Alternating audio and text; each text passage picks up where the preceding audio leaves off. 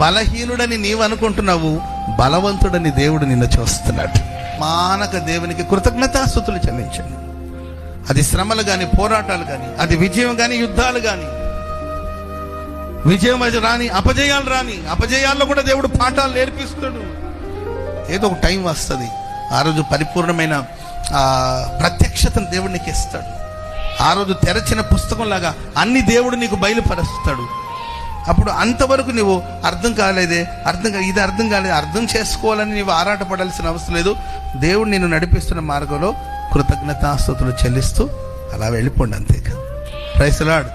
అర్థమైతే అర్థం చేసుకుని ప్రభుని స్తుతించండి, అర్థం కాకపోతే దేవునికి స్తోత్రం. Praise the lord. Thank you ప్రభువా, నీ కృతజ్ఞతలు తండ్రి. నేనేమై ఉన్నానో అది నీ కృప ద్వారానే అయి ఉన్నాను. నాకున్నవన్నీ నీవిచ్చినయే ప్రభువా.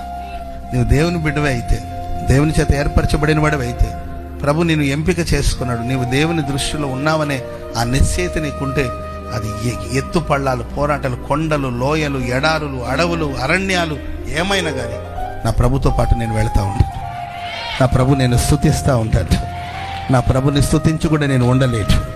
నా గొంతులో ఊపిరి ఉన్నంత వరకు నా దేవునికి నేను కృతజ్ఞతగా ఉంటాను. మేలు జరిగిన ప్రభుని స్తుతించండి, మేలు జరగకపోయినా ప్రభుని స్తుతించండి.